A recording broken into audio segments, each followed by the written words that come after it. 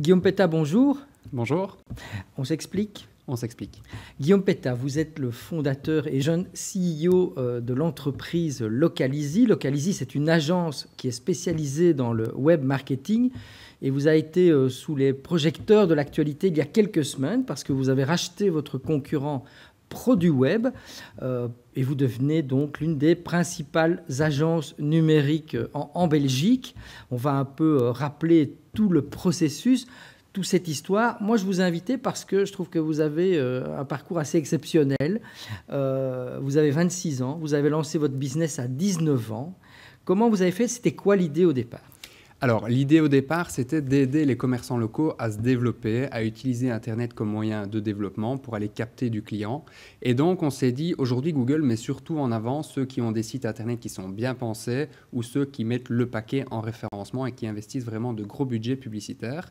Et donc, de là, on s'est dit, il y a peut-être une carte à jouer sur un moteur de recherche, le but n'étant pas de concurrencer Google. Je pense que ça, c'est un petit peu trop ambitieux, clairement. Mais en tout cas, de créer quelque chose qui n'existait pas, de pouvoir trouver un produit sur base de la géolocalisation, parce qu'on se disait finalement, est-ce logique que si moi j'habite à Liège, je fais des recherches sur, on va dire, des baskets Converse, je vais avoir des sites internet qui vont m'offrir des résultats en France ou des États-Unis ou dans d'autres pays, alors que j'ai peut-être un commerçant à 300 mètres d'où j'habite qui vend la paire de baskets que je recherche. Et ça, on s'est dit, il n'y a pas de plateforme qui permet de répondre à ça. On va la créer et on a créé la plateforme localizy.com. Ça, c'est l'idée de départ. Vous avez 19 ans, vous êtes étudiant en droit, vous n'avez pas d'argent, donc vous allez frapper à la porte des banques. Comment vous êtes reçu? Mal. On peut dire que le premier contact avec des financiers a été assez compliqué. Normal quelque part, pas d'expérience. Oui, je pense que c'est normal. Maintenant, c'est sûr qu'on attend peut-être un petit peu de soutien, un petit peu de soutien moral ou au moins quelqu'un qui dit, ben voilà, peut-être que je ne te financerai pas ou pas à la hauteur que tu espères, mais je vais t'aider, je vais te donner des contacts, je vais te mettre sur la bonne voie. Ça a été un petit peu compliqué. On a été très, très mal reçus, on peut le dire, puisqu'il y a carrément des banquiers qui nous ont dit, écoutez, nous, on n'y croit déjà pas du tout. Il faut se dire que c'était il y a maintenant 7 ans, 8 ans même, puisque la société, au tout début. Et donc, on a été très, très mal reçus. Et il y a une banque qui nous a quand même dit, bah voilà, votre dossier, il vaut la peine d'être écouté et on va aller plus loin. Mais là, vous franchissez une étape, hein, vous brûlez une étape, si j'ose dire, parce qu'au départ, les banques disent non. Vous, malgré tout, vous continuez, vous persévérez. Votre sœur vous coach un peu. La famille, vous êtes un petit peu quand même, malgré tout, parce qu'allez, elle croit en vous. Et là, vous êtes repéré par Trends Tendance, qui fait un dossier sur les 50 startups wallonnes dans lesquelles il faut investir. Et Localizy, que vous venez de fonder, est reprise. Et là-dessus, la Sewalfin, qui est la société de Wallonne de financement, vous repère, ce qui vous permet d'avoir ce premier prêt bancaire. C'est exact? C'est ça, exactement. Au niveau de la garantie, c'est la Sewalfin qui a apporté son soutien. Et donc, ça, c'est grâce à Bernard Join, à l'époque, qui nous a aidés. Effectivement, le fait d'avoir eu ce titre dans le Trends nous a permis d'aller pousser un petit peu plus de portes, d'aller ouvrir plus de portes qu'au tout début. Et là, vous lancez votre business. Vous arrêtez vos études de droit à 20 ans. C'est ça, j'arrête. Oui. En deuxième année, je dis à mes parents, je dis, écoutez, maintenant, on avait fait le pari que si je réussissais ma première, je pouvais arrêter ma seconde pour lancer mon business. Maman, pas du tout pour. Mon père, lui, au contraire, ok, si tu as envie, vas-y. Mais mon gars, il va falloir que tu te retrousses les manches et que tu y ailles parce que faire du business, on n'est pas là pour rigoler.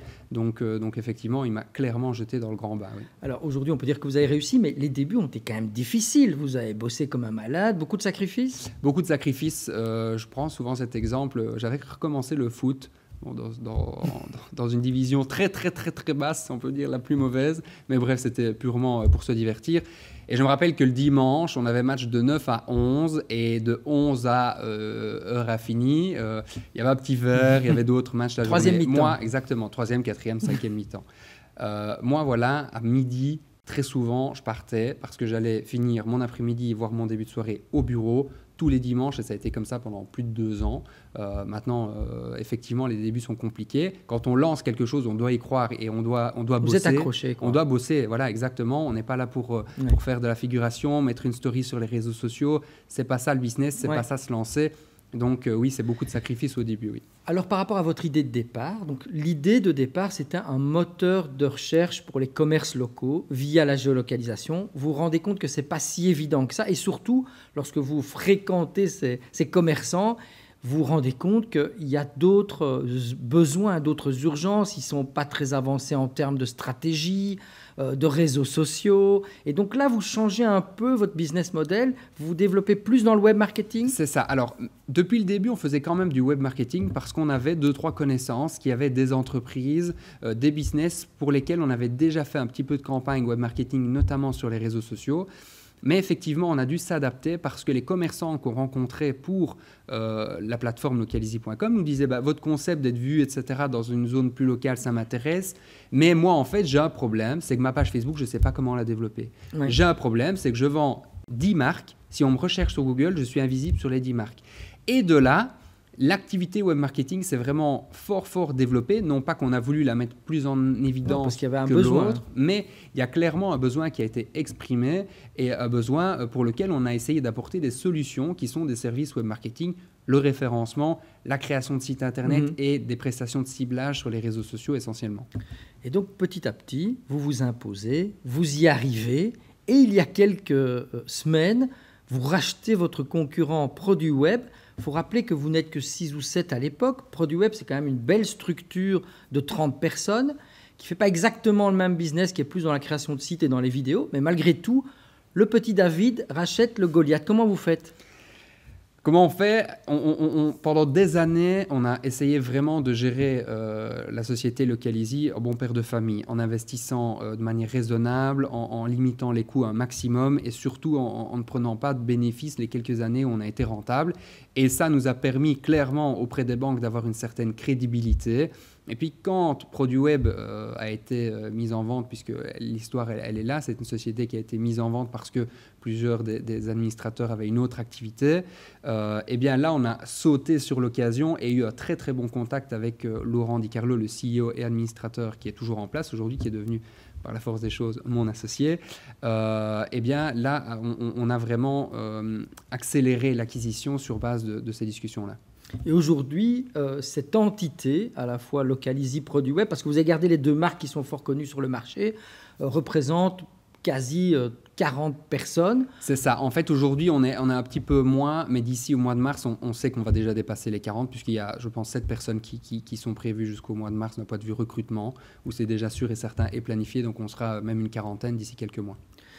C'est une belle revanche sur les banquiers, finalement ? Je ne sais pas si on peut appeler ça une revanche. Je dirais qu'ils n'y ont pas cru parce que le web, il y a quelques années, était différent, que le Covid aussi a fort changé les habitudes. Pendant 3 mois, on a tous été scotchés pendant les confinements sur nos réseaux sociaux, sur notre télé, bref, sur tous les canaux digitaux et connectés. Donc, je dirais que le marché a évolué. Ce n'est pas une revanche, mais c'est sûr qu'il y a quelques années, on me disait de retourner à l'école et on me disait de continuer mes cours et qu'on ne croyait pas du tout en moi. Je ne sais pas si aujourd'hui on peut croire en moi plus ou moins, mais en tout cas, on a essayé de faire des choses et on a essayé d'avancer avec, touchons du bois, un petit peu de réussite quand même. C'est le principal défi aujourd'hui de Localizy, c'est encore la diversification. Quelles sont vos ambitions ? Alors, au niveau de la plateforme localizy.com, maintenant qu'on a des développeurs et une certaine quantité de développeurs, là, on veut vraiment redonner le coup d'accélération qu'on a voulu donner au début. Coût d'accélération qui a un petit peu quand même été ralenti par le manque de fonds, l'absence de levée de fonds. Donc ça, c'est sûr et certain. Et dans la foulée, on veut également développer toute une série de logiciels, de plateformes pour aider les entreprises à améliorer leur productivité, aider les entreprises à pouvoir économiser, éviter certains coûts, parce que là aussi, il y a une grosse demande du marché, surtout et principalement grâce au Covid. Donc, ça veut dire que vous élargissez votre spectre d'activité. L'idée, c'est quoi ? C'est de concurrencer Odoo, par exemple ? Alors, de la même manière que je l'ai dit avec Google au tout début, je pense que c'est très ambitieux. Mais par contre, je pense qu'il y a moyen d'apporter des solutions aujourd'hui qui sont toujours recherchées par nos prospects, donc commerçants, entrepreneurs, restaurateurs, que ça soit du plus petit au plus grand. Parfois, on a des clients qui ont des dizaines de magasins qui sont confrontés à des problématiques. Les petits ont les mêmes, c'est juste elles prennent des proportions moins grandes, mais finalement, gérer un business se gère plus ou moins de la même façon. Il faut soit augmenter le chiffre, soit diminuer les coûts. Dans les deux cas, il faut qu'on puisse apporter une solution. Je l'ai dit, c'est une belle success story wallonne qui démontre que quand on a l'esprit d'entreprendre, il faut le maintenir intact.